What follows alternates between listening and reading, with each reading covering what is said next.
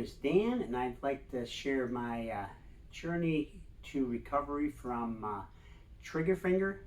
I had trigger finger on both times at separate times. Um, Two different doctors, and one time I had a positive result with cortisone injections, and one time I did not. The time I did not, it was when it was on my dominant hand, and I'm left-handed. So that kind of prompted me to do some more research to try to get this time on my dominant hand to heal. So one of the research we did, found out you try to keep, even before the shots, I tried to keep my finger immobilized, so it doesn't get aggravated, but that didn't help. So what we found on Amazon, searching trigger finger, was a trigger finger splint.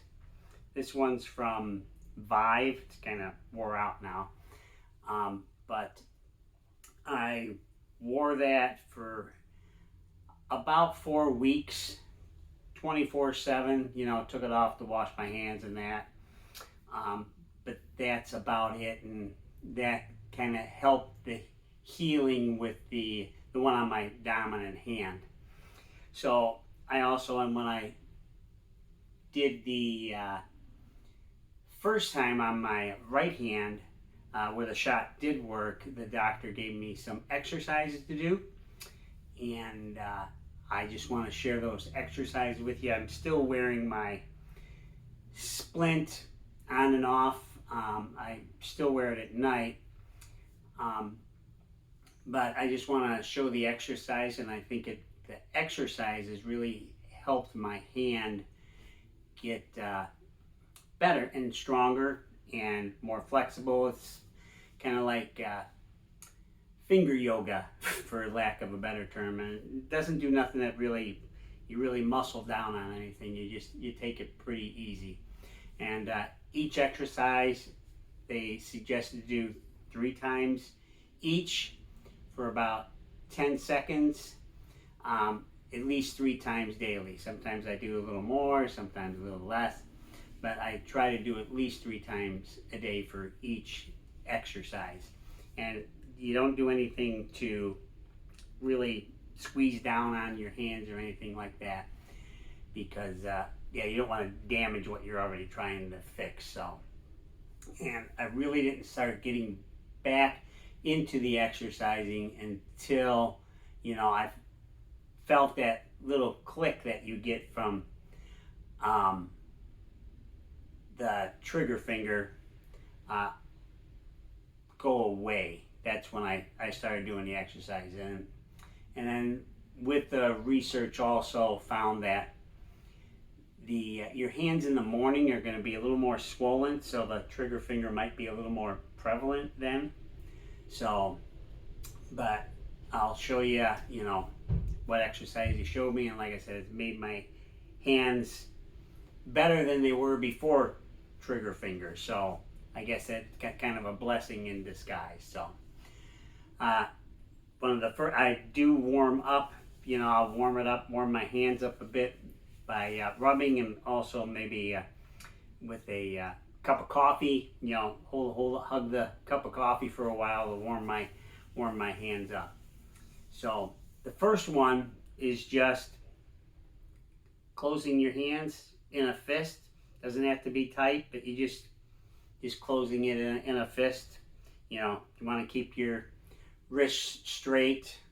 You don't want to be at all the goofy angles and everything like that. So just hold it for 10 seconds. One finger might feel a little different than the other, especially, you might not be able to close it all the way at first. So, but you just hold it for about a count of 10, then just relax, wait for another 10 seconds, and do it again. The next one to do is it's kind of you bring the fingers all the way down to the palm. Same thing. Just hold it for 10 seconds. You don't have to squeeze super hard. Just kind of feel the stretch like you would with a yoga exercise. So just you want to feel the stretch, but not overstretch. And then just hold for 10, and then release it. The next one would be, you can either have your hands on a table like I got here, tray, and then all you're doing is lifting up, keeping your palms flat, and kind of like a back bend for your fingers. Just lifting it up, feeling the stretch on your palm. Just holding it for 10, and then releasing it. Wait for 10, and do it for another 10, and releasing it. So you can feel it, you'll be able to feel it here in your palm. So, and then the next one, it's like they called it the claw when they showed me therapy originally, but you're just making a claw-like shape with your fingers, squeezing those fingers in and holding it like that for 10 seconds. Just bringing them in. You'll feel the stretch. Just don't, like I said, you don't want to go too far. And as you do it multiple times, it's like on the third set, you feel it. You can feel the stretch improving as it goes. So, like I said, sometimes I'll do maybe 5. So, and then just release it.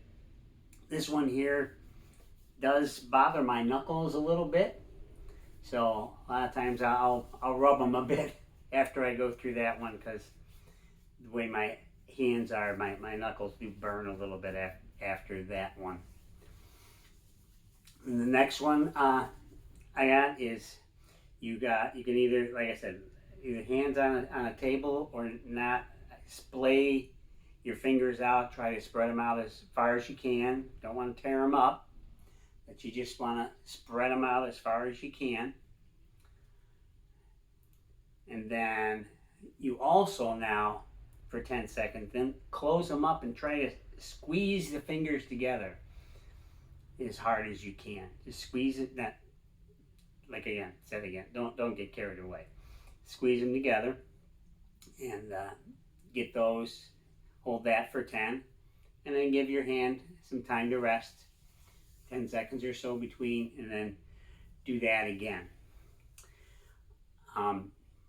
Next one, this is more of a one I found that for carpal tunnel, but it really feels great on the hands. Kind of 2 positions for that there, but you just kind of put your palms together, just kind of hold it there for a bit and go off to one side. Sometimes you'll feel this in the shoulders as well, at least I do. Go over that side for 10 seconds, and then back over this way for 10 seconds. And each side's gonna feel a little different, just like with when you're doing yoga, where we don't develop symmetrically. So, and then after I do one of them, I'll shake it out, and I can really feel, it seems like the blood really starts flowing through my hands when I do that. And these aren't in any specific order. You know, you can do them whatever order feels comfortable for you. But the thing is, it's just you're stretching both muscles. So that way of whatever joint you're working on, and it just gives your hands balance. The next one that's similar to that last one is I'll bend my wrist down and point my hands downward. That kind of gives another different feel. And I'll go off to the side, and you don't have to go super far. You just feel the stretch. Hold it for 10, and then go back the other way. Feel the stretch, and then come back to the center. And like I said, it feels good to shake the hands off. So you can either do these all one right after another, the different ones, or the one type at one time. It just sometimes it feels like the last one I just did there. Really, my hands really warm up. It's like somebody opened the valve for my circulation or something that really gets the blood flowing in there. So that's about all I got for, and I hope that helps. All right. Take care.